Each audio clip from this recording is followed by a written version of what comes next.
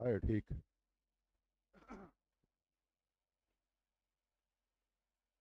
चलिए आज हम लोग 1857 का स्वतंत्रता आंदोलन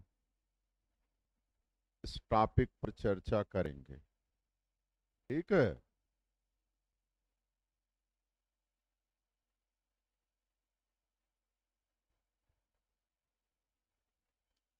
1857 का जो स्वतंत्रता आंदोलन था,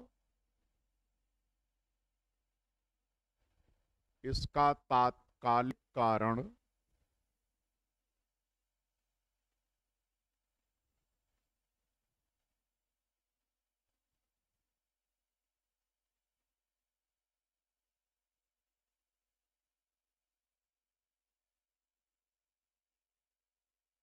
गाय तथा सुअर की चर्बी थी।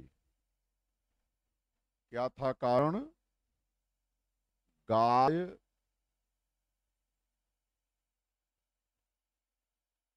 तथा सुअर की चर्बी।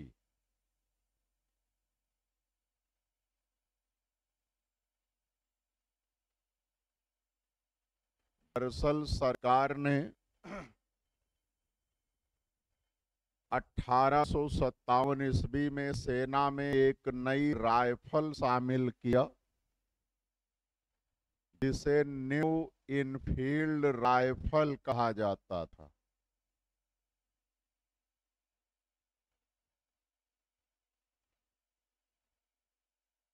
इस राइफल में जो कारतूस लगती थी,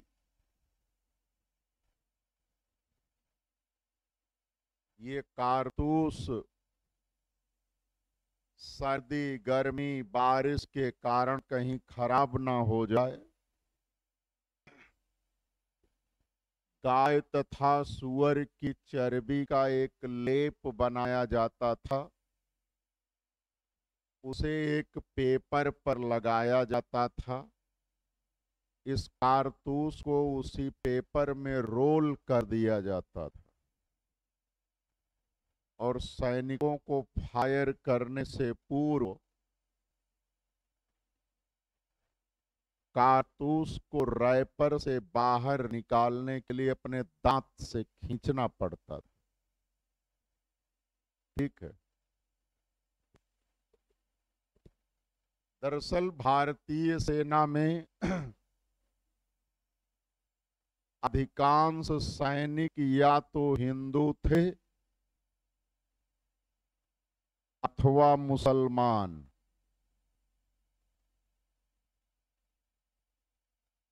आपको पता है कि हिंदू धर्म में गाय पूज्य है, गाय का मांस खाना वर्जित है। यदि कोई हिंदू गाय के मांस का भक्षण करता था, यह मान लिया जाता था कि उसने हिंदू धर्म का यानी अपने धर्म का त्याग कर दिया है, वह विधर्मी हो गया। इसी तरह इस्लाम धर्म में सुअर के मांस को नापाक माना गया है, अपवित्र माना गया है। यदि कोई मुसलमान सुअर के मांस का भक्षण करता था, तो यह मान लिया जाता था कि वह विधर्मी है, इस्लाम धर्म का त्याग कर चुका है। 1857 ईस्वी का समाज पूर्णतः धर्म नियंत्रित समाज था। 1857 ईस्वी में कोई भी ऐसा व्यक्ति नहीं था जो धार्मिक नियमों का उल्लंघन करके, धार्मिक मान्यताओं की अवहेलना करके समाज में रह सके। यदि कोई व्यक्ति धार्मिक सिद्धांतों का, मान्यताओं का, परंपराओं का उल्लंघन करता था, उसे समाज से बहिष्कृत कर दिया जाता था और सामाजिक बहिष्कार सबसे बड़ा दंड माना जाता था। आज यदि किसी परिवार का सामाजिक बहिष्कार कर दिया जाए, तो उसके जीवन पर बहुत खास असर नहीं पड़ता, क्योंकि आज की व्यवस्था बाजार आधारित व्यवस्था है। तत्कालीन व्यवस्था जन सहयोग आधारित थी। आपके जीवन का कोई भी कांड, कोई भी कार्यक्रम बिना जन सहयोग के पूर्ण नहीं होता था।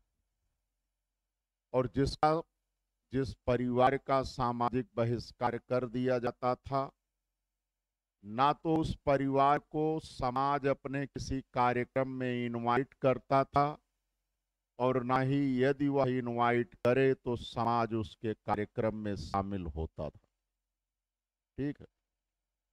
जैसे यदि हम थोड़ा एक छोटा सा उदाहरण दें, 1857 ईस्वी में अगर किसी व्यक्ति के यहाँ शादी पड़ी, छोटा सा उदाहरण है,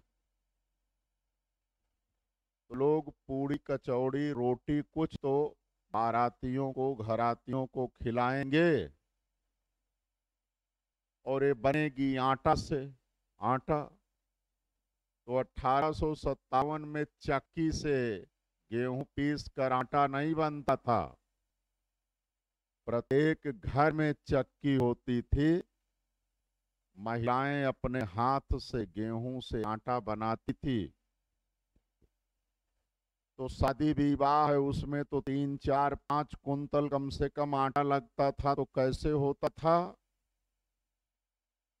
पूरे समाज के प्रत्येक गांव के प्रत्येक घर, जिसके घर में जितनी कम अथवा अधिक महिलाएं होती थी, अगर किसी के यहाँ एक है तो 2-3 किलोग्राम, 2-4 महिलाएं हैं तो 10-5 किलोग्राम उसके घर गेहूं भेज दिया जाता था।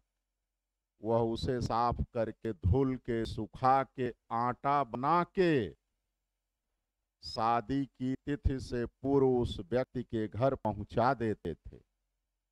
और इस तरह से जन सहयोग से शादी का सारा कार्यक्रम होता था। उस समय मार्केट नहीं था। आज तो अगर किसी के यहाँ कोई भी कार्यक्रम हो तो टेंट हाउस वाले, डेकोरेटर्स, कैटर्स, बाराती सब मिल जाएंगे आपको किराए पर। लेकिन 1857 में सामाजिक बहिष्कार हो जाने का मतलब आपका जीवन चलना मुश्किल है। इवन यहां तक समझिए कि अंतिम क्रिया में 4 लोग अर्थी भी उठाने वाले नहीं होते। तो सब कुछ समाज पर आधारित था। तो सबसे पहले दमदम के सैनिकों को यह बात पता चली।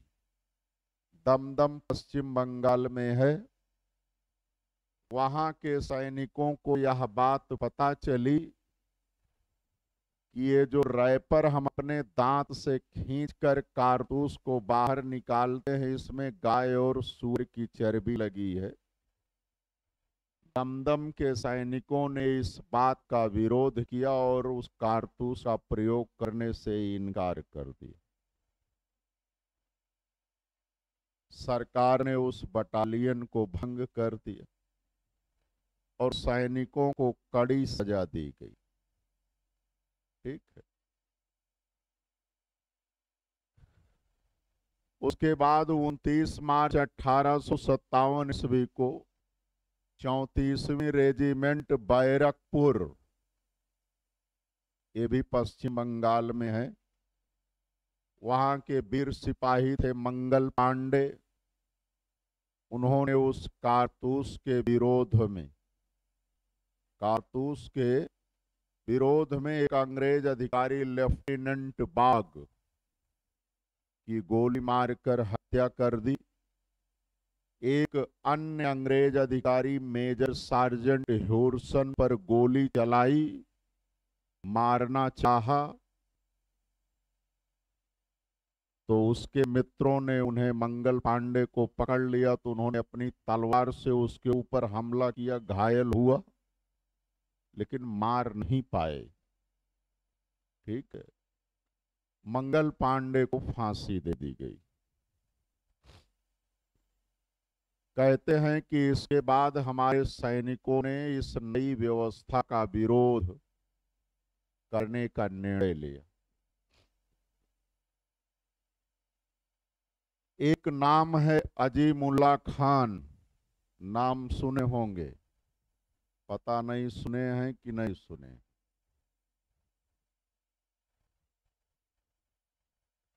अजीमुल्ला खान ये कानपुर के निकट के निवासी थे। कानपुर में जो सैनिक छावनी है उसी के निकट इनका घर था। अंग्रेजों की बेरहमी के कारण घटना ये हुई कि एक अंग्रेज सैनिक इनके पिता को जहां घोड़े बांधे जाते हैं उसकी सफाई करने को कहा। उन्होंने सफाई करने से इनकार कर दिया, तो अंग्रेज अजीमुल्ला खान के पिता को छत पर ले गए, वहीं से धक्का दे के नीचे फेंक दिया और ऊपर से कई ईंट फेंक के मारा। गंभीर रूप से घायल हो गए। लगभग 6 माह तक बिस्तर पर तड़पते रहे। अंततः उनकी मृत्यु हो गई। अभी ये बहुत छोटे थे। इनकी मां घरों में काम करके परिवार चलाने लगी। इसी बीच इनकी मां का भी देहांत हो गया। तो लोगों ने इन्हें एक अंग्रेज के यहाँ नौकरी दिलवा दिया, झाड़ू पोंछा काम का। वो अंग्रेज भला इंसान था। उसके 2 बेटे थे। उन बेटों के साथ ये रहने लगे, वहीं उनका काम करते थे, उन्हीं के घर रहने लगे। तो इन्हें इंग्लिश लैंग्वेज का, फ्रेंच लैंग्वेज का थोड़ा थोड़ा ज्ञान होने लगा। तो उस दंपत्ति ने इनको एक कॉलेज में एडमिशन भी दिला दिया कि काम भी करो, पढ़ो भी। और जब यह शिक्षा ग्रहण कर लिए, अच्छा खासा इनको इंग्लिश और फ्रेंच लैंग्वेज का ज्ञान हो गया, तो इन्हें उसी कॉलेज में उन लोगों ने शिक्षक के रूप में नियुक्त करा दिया, अंग्रेजों ने। अब उसी कॉलेज में इनकी अन्य शिक्षकों से जब जान पहचान बढ़ी, तो उर्दू, अरबी, फारसी, संस्कृत भाषाओं का भी ज्ञान अर्जित कर लिया और बड़े विद्वान व्यक्ति में इनकी गणना होने लगी।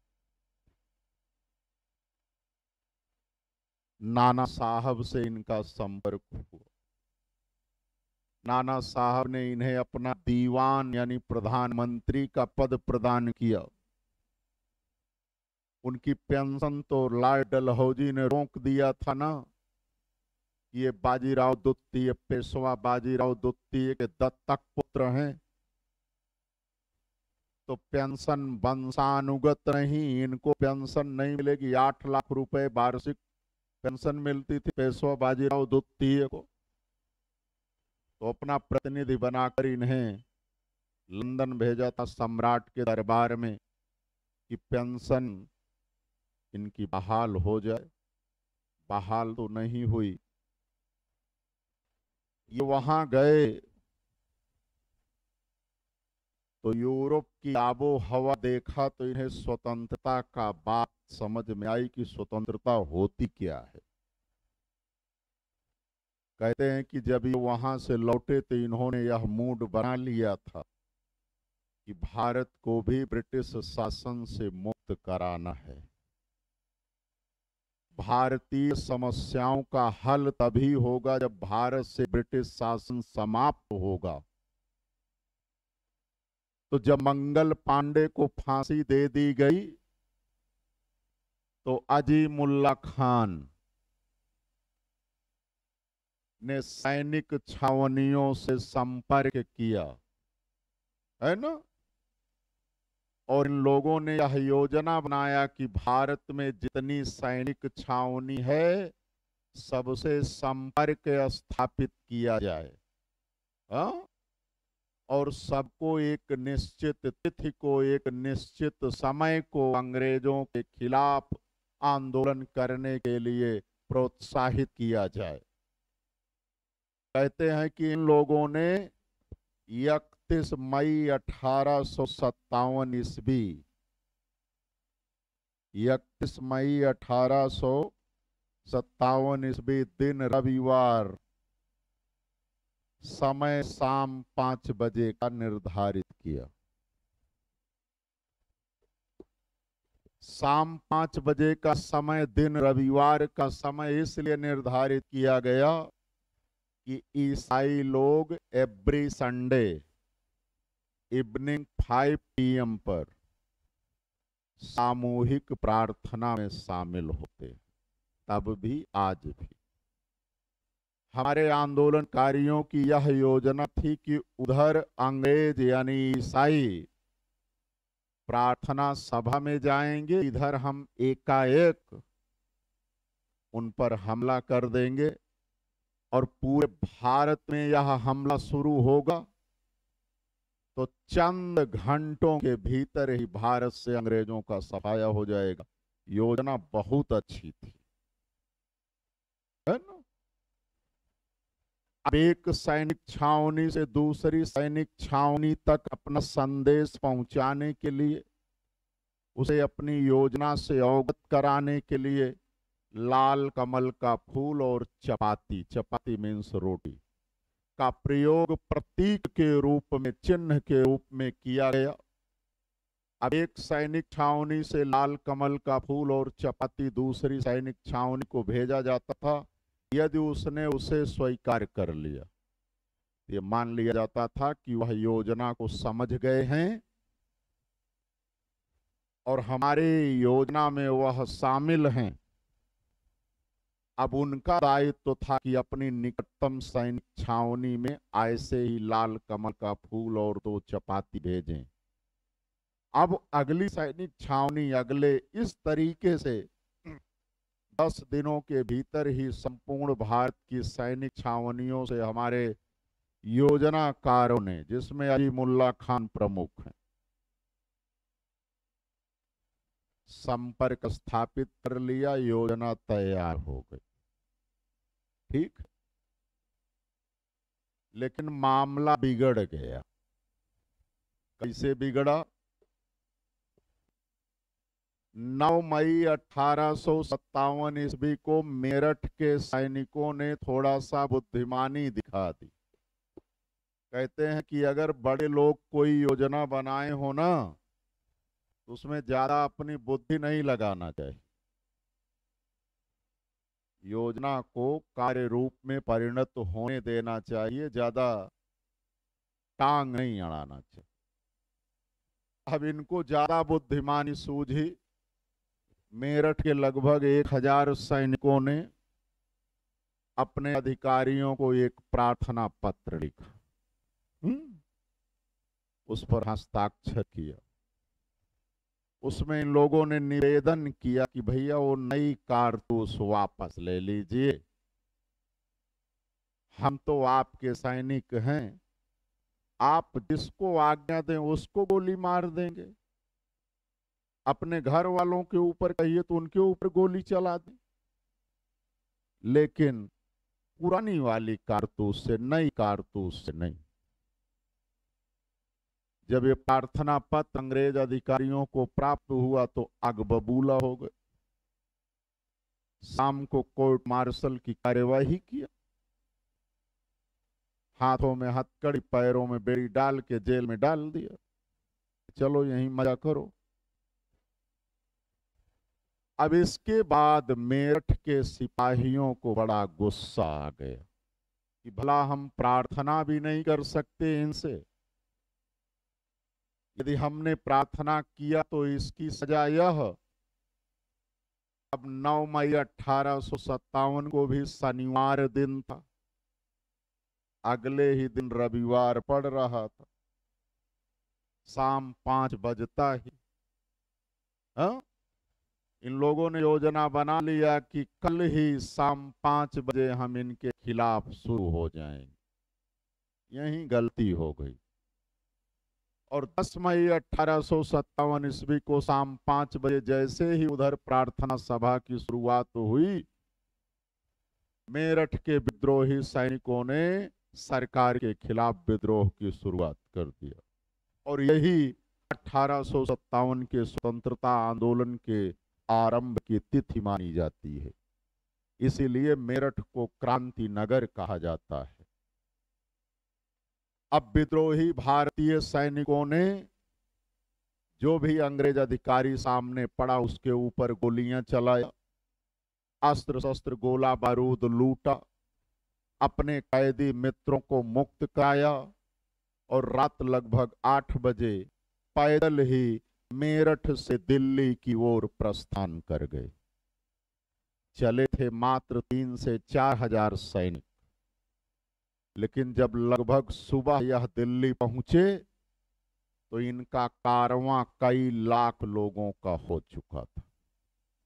यानी जिस गांव से, जिस शहर से, जिस कस्बे से यह विद्रोही सैनिक गुजरे, जन सामान्य भी इन विद्रोही सैनिकों के पीछे पीछे हो लिया, जैसे इस आशा में सब बैठे रहे हों कि अंग्रेजों के खिलाफ कोई शुरुआत करे। तो वह शुरू हुआ नहीं कि हम भी अपना योगदान दे देंगे।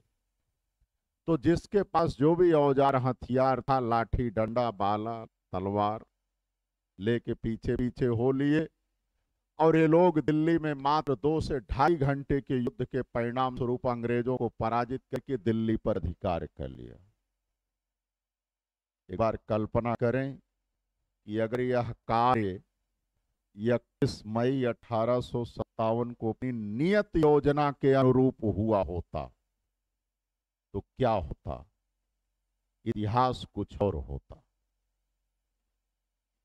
फिलहाल अब जो शुरुआत हो गई, अब तो वापस हो नहीं सकती थी।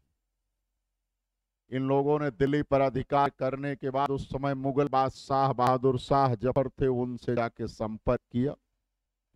कहा हमने स्वतंत्रता संग्राम का आरंभ कर दिया है, पहली विजय प्राप्त कर लिया है, बस आपका नेतृत्व चाहिए। आप नेतृत्व स्वीकार करें, भारत के सम्राट का पद ग्रहण करें, सभी राजाओं महाराजाओं को एक सर्कुलर यानी परिपत्र जारी करें कि स्वतंत्रता संग्राम में सब शामिल हों।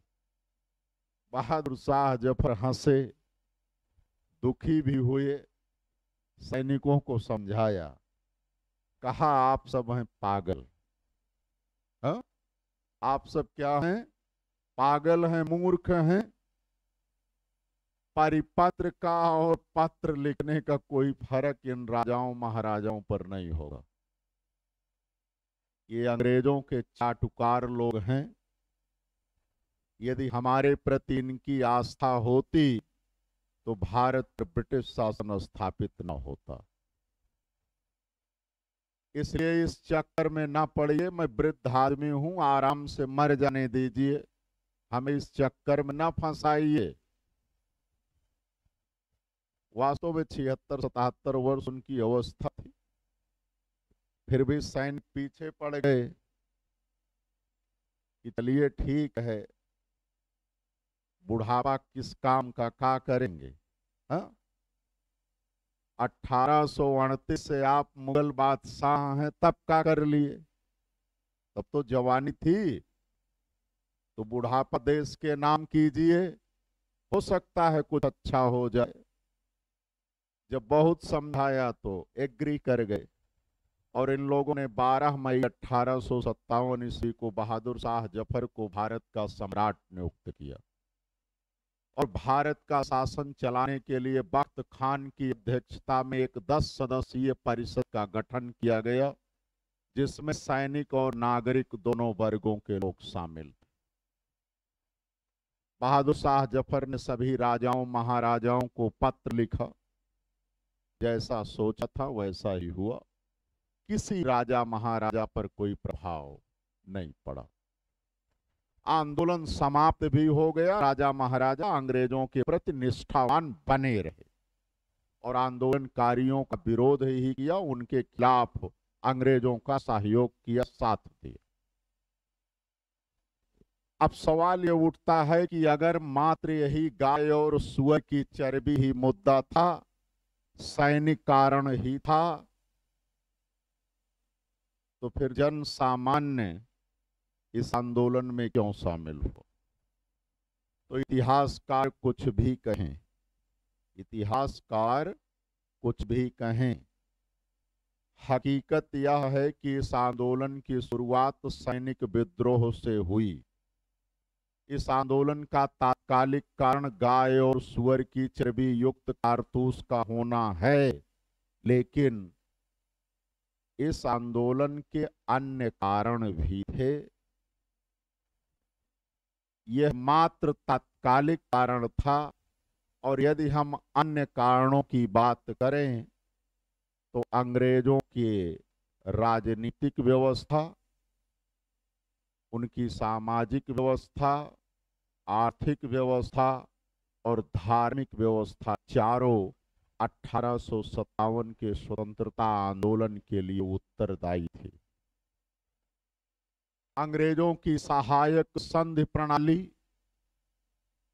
हड़प नीति, युद्ध के माध्यम से भारतीय रियासतों को ब्रिटिश साम्राज्य में शामिल कर लेना, ये समस्त कारण भी 1857 के स्वतंत्रता आंदोलन के कारण थे। देखो, किसी राज्य का समाप्त होना, किसी राजा का पराजित होना, उस राज्य का ब्रिटिश साम्राज्य में शामिल कर लिया जाना बहुत बड़ा प्रभाव डालता था। जैसे कोई भारतीय राजा होता था तो उसका अपना राज दरबार होता था ना, और राज दरबार में हजारों लोगों को रोजगार प्राप्त होता था, है ना। जब राजा न रहा, राज दरबार ना रहा, तो लोगों का रोजगार ना रहा। एक ही झटके में हजारों लोगों को राज दरबार से छुट्टी हो जाती थी, सब बेरोजगार हो जाते थे। वही नहीं, उतने हजार परिवार रोजगार होते थे। राजा की सेना भंग कर दी जाती थी, 10,000, 20,000, 50,000 सेना होती थी, उतने सैनिक भी और उनके परिवार भी बेरोजगार होते थे। राजा का राज दरबार होता था, सेना होती थी, युद्ध सामग्री की आवश्यकता होती थी, युद्ध सामग्री के लिए तमामों छोटे छोटे उद्योग कारखाने लगे होते थे, उनसे उन सामग्रियों की आपूर्ति होती थी, वहां से परचेज किया जाता था।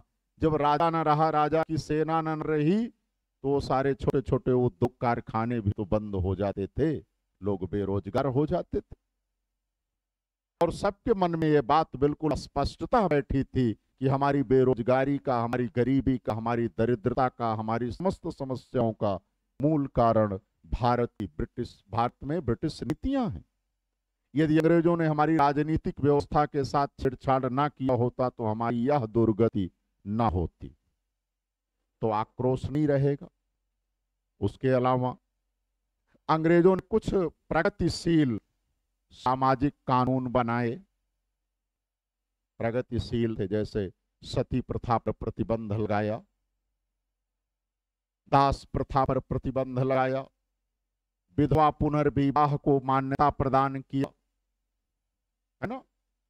थे प्रगतिशील, बट तत्कालीन समाज को यह लगता था कि अंग्रेजों द्वारा हमारी सामाजिक व्यवस्था में किया जा रहा हस्तक्षेप है, ये हमें पाश्चात्य संस्कृति के रंग में रंगना चाहते हैं, हमें हमारी संस्कृति से मिटा देना चाहते हैं। तो इसके भी कारण लोगों में आक्रोश था। यदि हम उनकी आर्थिक नीतियों की बात करें तो अंग्रेजों द्वारा लागू की गई भू राजस्व प्रणालियां कितनी शोषणकारी थी। कृषक वर्ग पूरी तरह से तबाह हो चुका था। और उससे बढ़कर अंग्रेजों की जो भारत में मुक्त व्यापार नीति थी, मुक्त व्यापार, आज की डेट में भी भारत में रोजगार का, या उत्तर प्रदेश में आप देख लो, रोजगार का जो सबसे बड़ा क्षेत्र है, कृषि के बाद नंबर 2 का हस्तशिल्प उद्योग है। हस्तशिल्प उद्योग, कई करोड़ भारतीय परिवारों की आजीविका हस्तशिल्प उद्योग से चलती है। उस समय भारत में औद्योगिक क्रांति नहीं थी। हस्तशिल्प उद्योग के माध्यम से ही भारत में सारा प्रोडक्शन वर्क होता था। इंग्लैंड में औद्योगिक क्रांति हो गई थी। मुक्त व्यापार नीति के पालन के कारण ब्रिटिश कारखानों में उत्पादित सामान भारत के मार्केट में पूरा पाट दिया गया। उद्योगों कारखानों में बना हुआ सामान सस्ता होता है। हस्तशिल्प उद्योग में निर्मित सामान यद्यपि अच्छा होता है, टिकाऊ होता है, लेकिन उसकी लागत मूल्य अधिक आता है। तो एक ही झटके में भारत का पूरा हस्तशिल्प उद्योग कंगाल हो गया। दसों करोड़ परिवार जो कि उत्पादक वर्ग के अंतर्गत आता था, वह श्रमिक वर्ग में परिवर्तित हो गया। उसे पता था कि हमारी इस समस्या के मूल में क्या है, अंग्रेजों की आर्थिक नीतियां, है ना।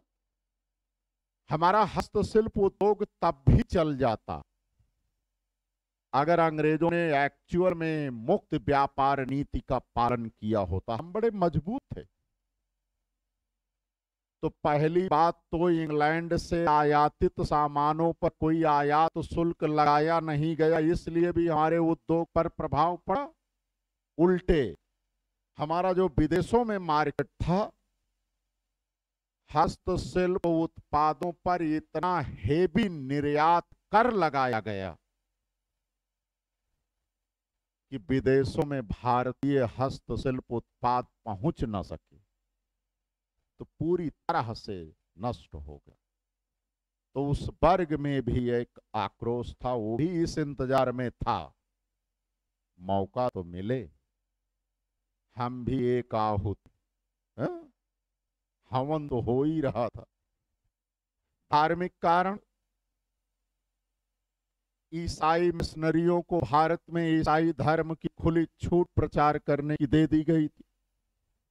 ईसाई मिशनरियां खुले रूप से भारतीय समाज में ईसाई धर्म का प्रचार प्रसार कर रही थी, है? इससे भी लोगों में आक्रोश था। तो समस्त कारण मौजूद था और भारत का उच्च से निम्न वर्ग, यानी प्रत्येक वर्ग इस इंतजार में बैठा था कि हमें अवसर तो मिले तो हिसाब बराबर करें। और वह अवसर 10 मई 1857 को मेरठ के सिपाहियों ने दे दिया। धीरे धीरे लगभग संपूर्ण भारत में, थोड़ा सा छोड़ दें, बंगाल, पंजाब, राजपूताना, हैदराबाद, सुदूर दक्षिण भारत यानी केरला और तमिलनाडु, इतने भाग को छोड़ दिया जाए तो संपूर्ण भारत में यह आंदोलन लगभग 2 वर्षों तक रहा।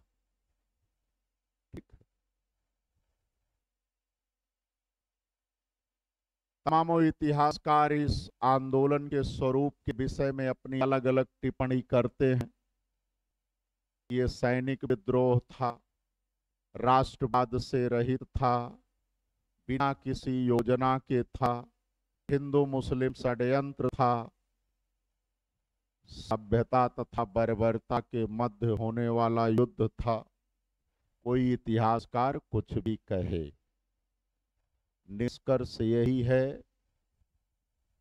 कि इसकी शुरुआत सैनिक विद्रोह से हुई, लेकिन यह वस्तुतः भारत का स्वतंत्रता आंदोलन था।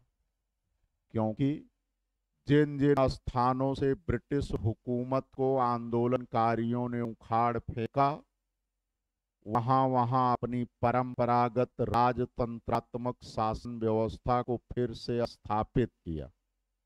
तो ब्रिटिश शासन को उखाड़ फेंकना, उसके स्थान पर अपनी शासन प्रणाली को फिर से स्थापित करना, यही यह सिद्ध करने में पर्याप्त है कि यह ब्रिटिश शासन से स्वतंत्रता के लिए लड़ा गया युद्ध था।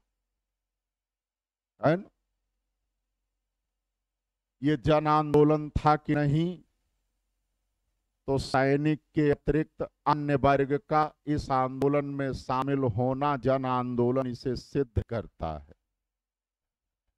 और आंदोलन को नियंत्रित करने के लिए जन सामान्य को तोपों से उड़ा देना, गोलियों से भून देना, लाखों गांवों को आग के हवाले कर देना।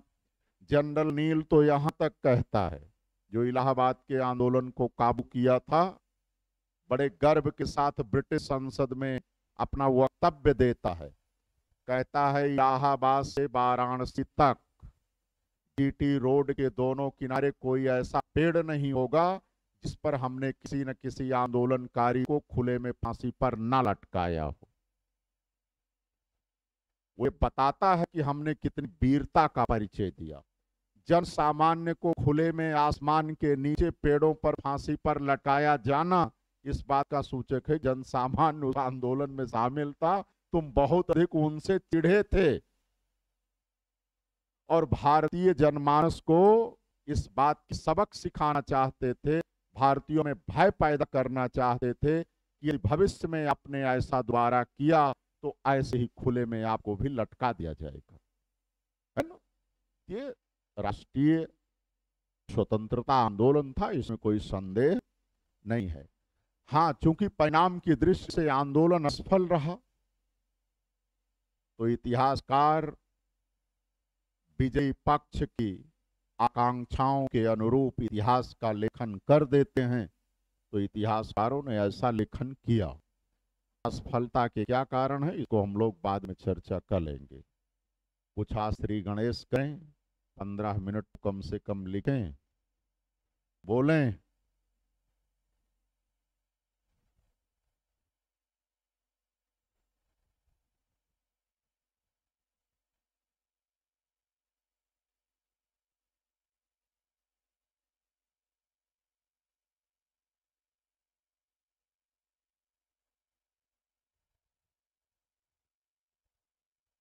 हेडिंग पड़ी है 1857 का स्वतंत्रता आंदोलन। अब लिखिए, 1857 के 1857 के स्वतंत्रता आंदोलन के समय, स्वतंत्रता आंदोलन के समय डैश डैश नंबर 1, ब्रिटेन पर महारानी विक्टोरिया का शासन था।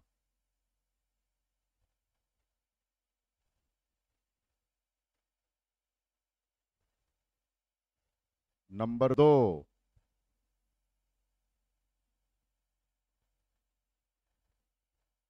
ब्रिटिश प्रधानमंत्री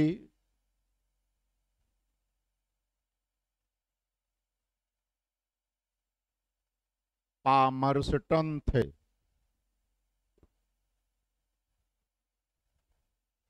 ब्रिटिश प्रधानमंत्री पामरस्टन थे। नंबर 3, भारत के गवर्नर जनरल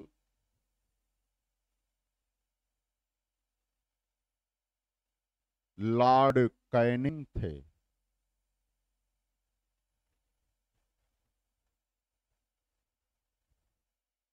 नंबर 4, भारत में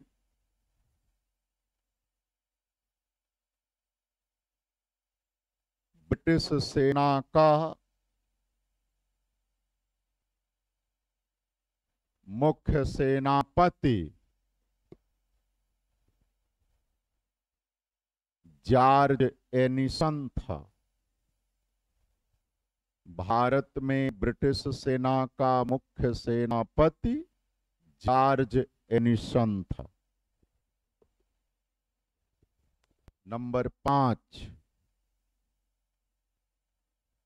भारत के मुगल बादशाह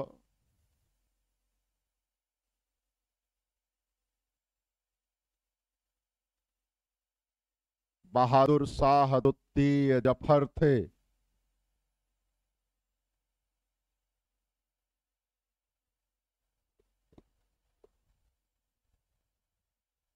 ठीक है, ये 5 प्रमुख पर्सनालिटी हैं। क्लियर? अब फैक्ट वाइज आप लिखेंगे, नंबर से नहीं। अगला फैक्ट लिखिए। 1857 के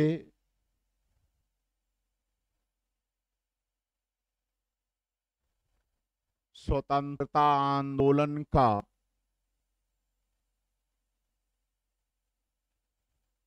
तात्कालिक कारण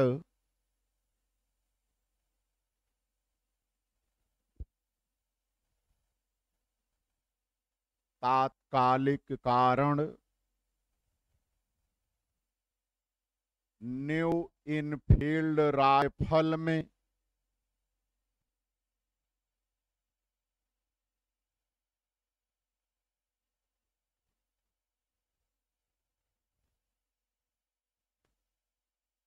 लगने वाली कारतूस का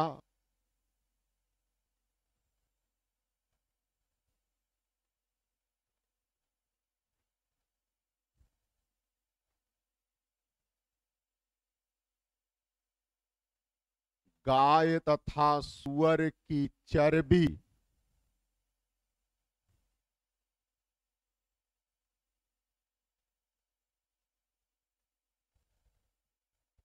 गाय तथा सुअर की चर्बी से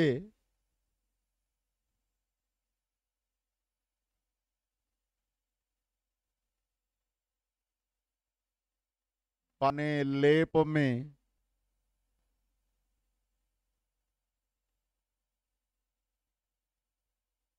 लिपटा होना था।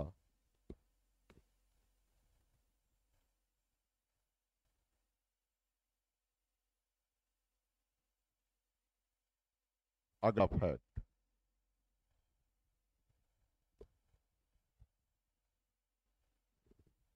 अजीम उल्ला खान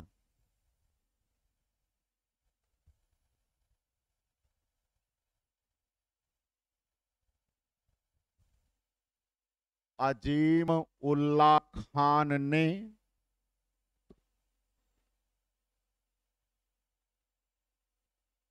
भारतीय सैनिकों के साथ, मैं वाक्य फिर से बोल रहा हूं, अजीम उल्ला खान ने भारतीय सैनिकों के साथ मिलकर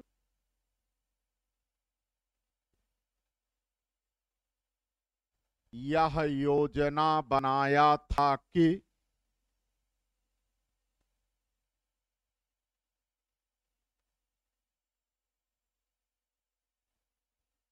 संपूर्ण भारत में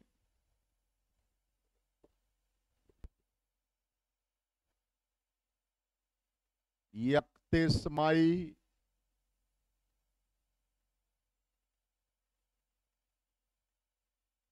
1857 ईस्वी को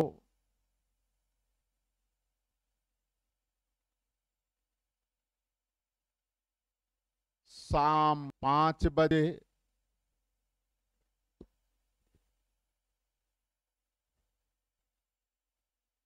अंग्रेजों के खिलाफ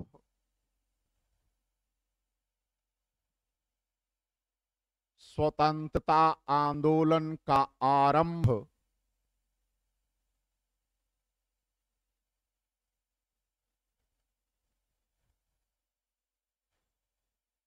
किया जाएगा।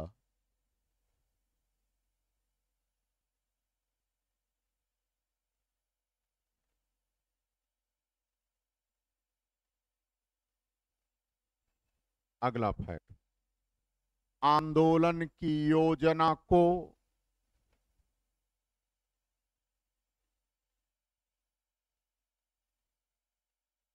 सैनिक छावनियों तक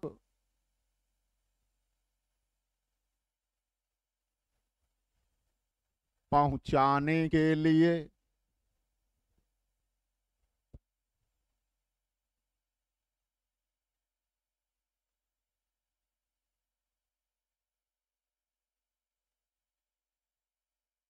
लाल कमल का फूल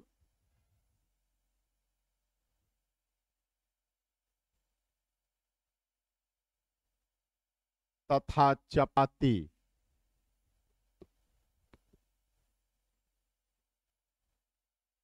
का आदान प्रदान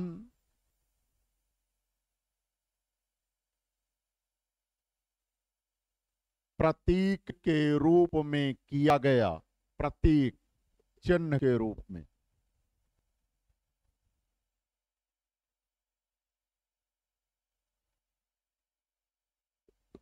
अगला फैक्ट,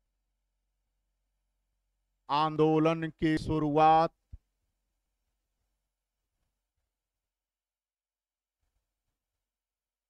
निर्धारित तिथि से पूर्व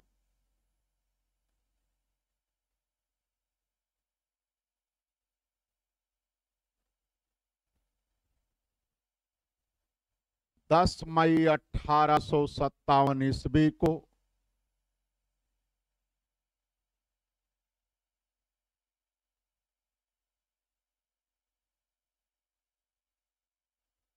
मेरठ के सिपाहियों ने कर दिया।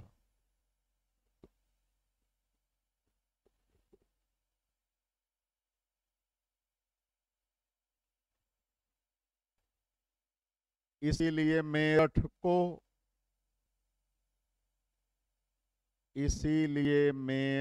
को क्रांति नगर कहा जाता है।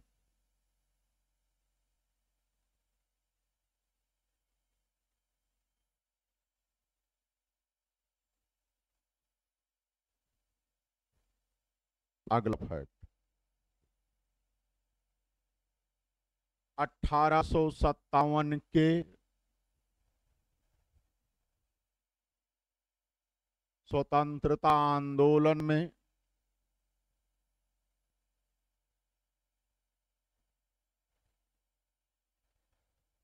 सर्वाधिक सैनिक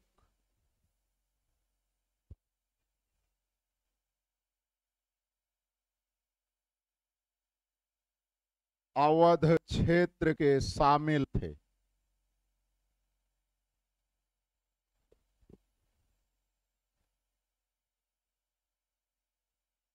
अवध क्षेत्र के शामिल थे। अगला फैक्ट, 1857 के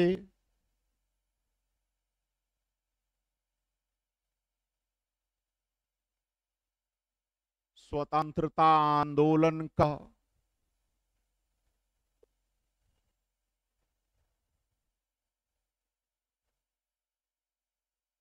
सरकारी इतिहासकार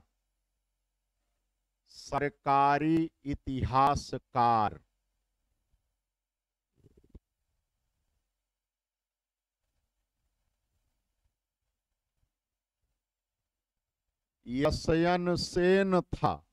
सुरेंद्र नाथ सेन।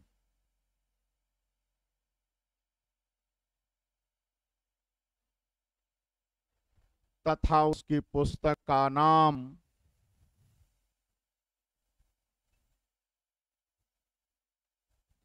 1857 है। मुख्य पृष्ठ पर ऐसे लिखा है, तथा उसकी पुस्तक का नाम 1857 है। अगला फैक्ट, 1857 के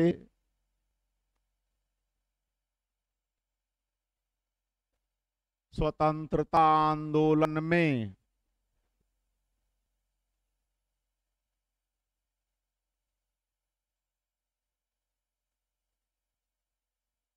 दिल्ली में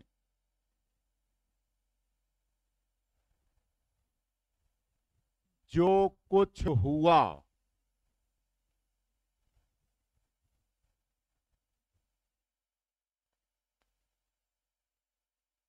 मशहूर शायर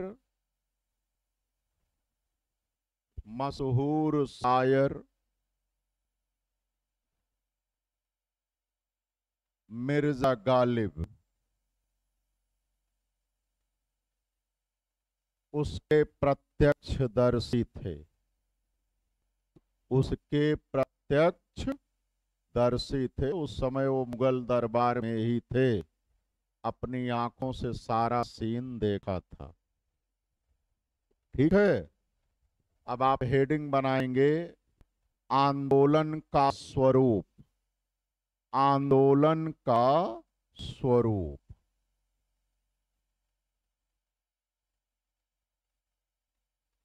तो किस विद्वान ने इस आंदोलन के संदर्भ में क्या कहा है, हम कुछ कथन आपको लिखवाएंगे जो परीक्षा की दृष्टि से महत्वपूर्ण है। बोलें।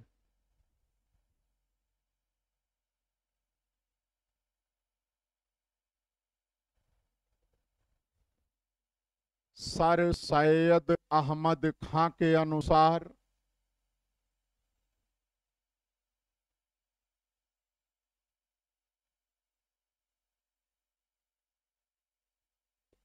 सर सैयद अहमद खां के अनुसार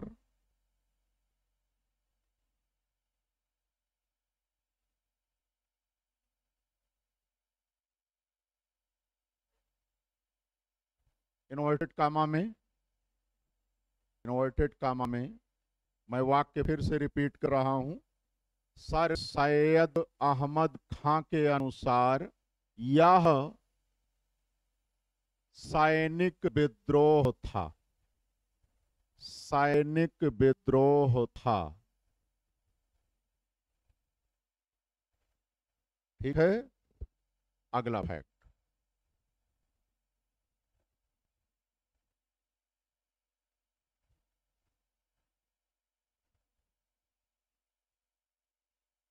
टी.आर. होम्स के अनुसार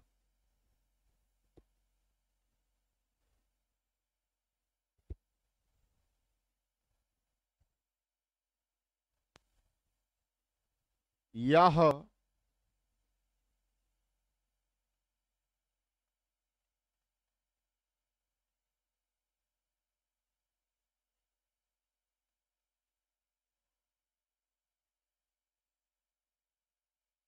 बर्बरता तथा सभ्यता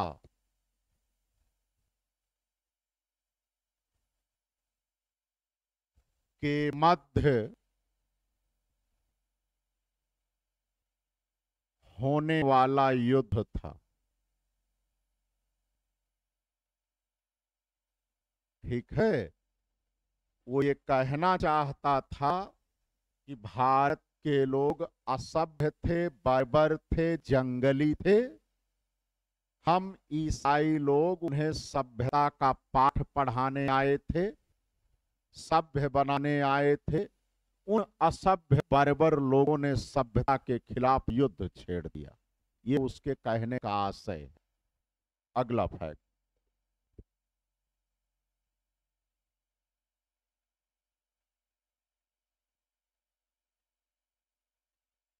L.E.R. रीज के अनुसार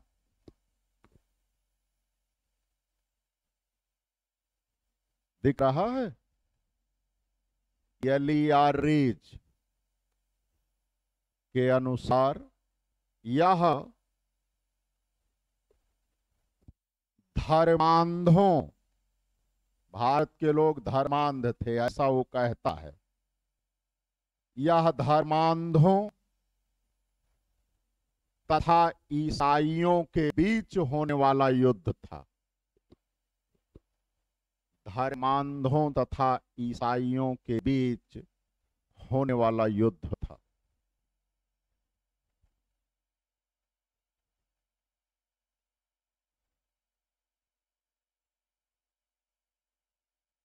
अगला फैक्ट,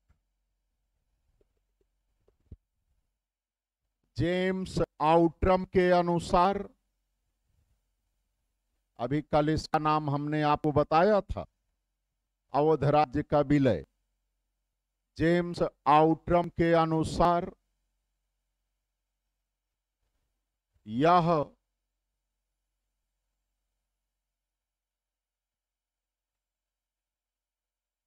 हिंदू मुस्लिम षड्यंत्र का परिणाम था।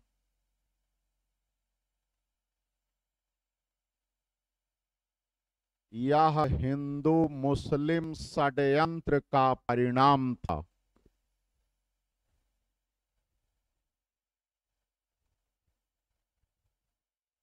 अगला फैक्ट, ब्रिटिश संसद के सदस्य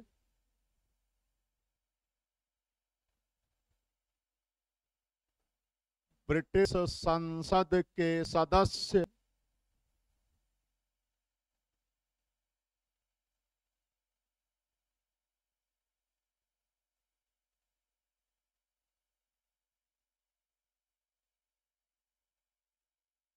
बेंजामिन डिज़रायली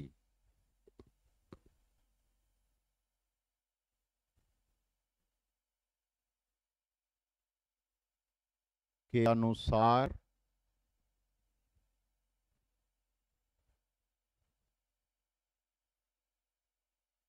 यह सैनिक विद्रोह नहीं, यह सैनिक विद्रोह नहीं, अपितु राष्ट्रीय आंदोलन था।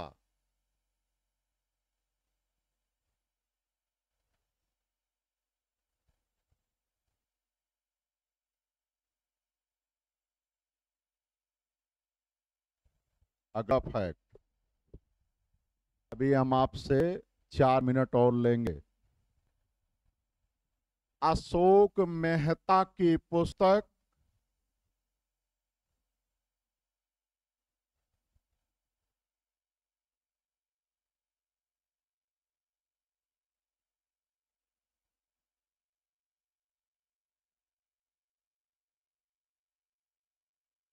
द ग्रेट रेबेलियन,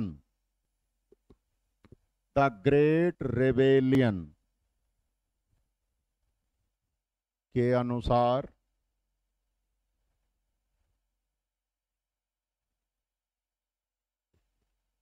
यह राष्ट्रीय स्वतंत्रता आंदोलन था।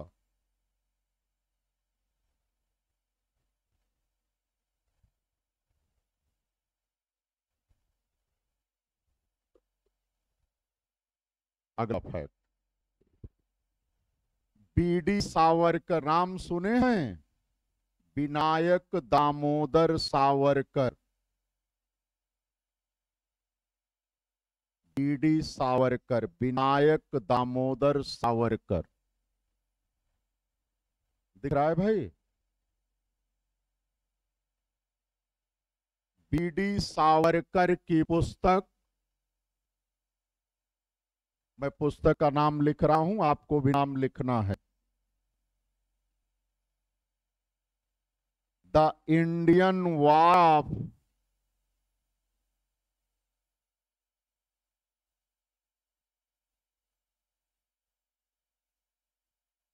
Independence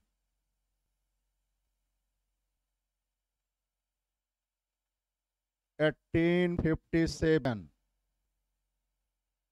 the Indian war of independence 1857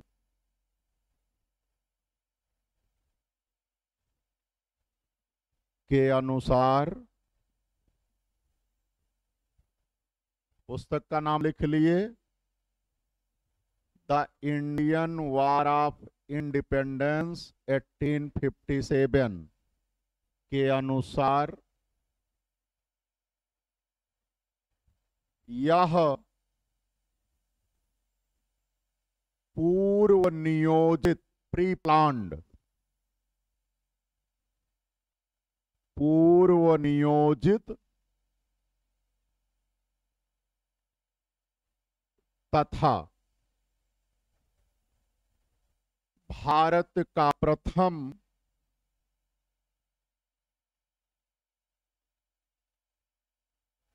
राष्ट्रीय स्वतंत्रता आंदोलन था।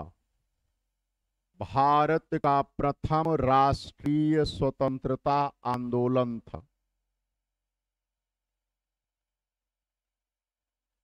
और लास्ट फैक्ट आज का, आरसी मजूमदार, रमेश चंद्र मजूमदार इनका पूरा नाम है।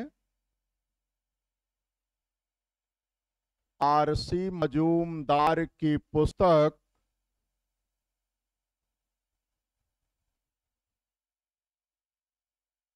इंग्लिश में लिख दें, the sipahi mutiny, the sipahi mutiny and the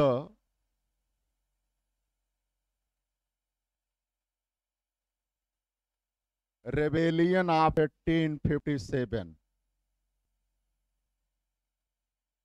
the sipahi mutiny and the rebellion of 1857।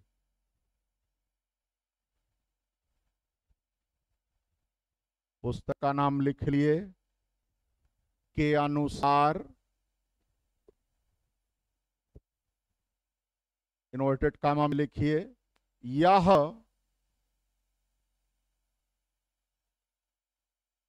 तथाकथित, बहुत अधिक ये कथन पूछा जाता है, यह तथाकथित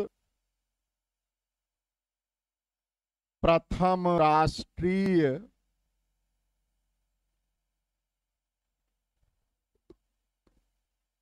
स्वतंत्रता आंदोलन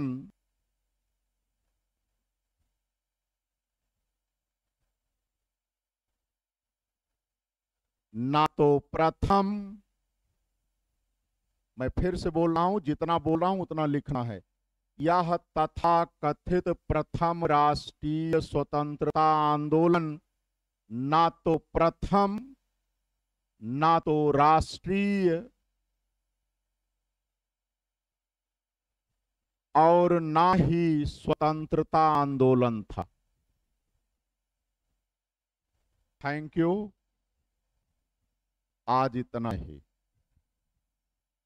यह तथाकथित प्रथम राष्ट्रीय स्वतंत्रता आंदोलन ना तो प्रथम, ना तो राष्ट्रीय और ना ही स्वतंत्रता आंदोलन था। चलिए, थैंक यू। स्वरूप हो गया है, कल शेष बातें हम आपको लिखवाएंगे।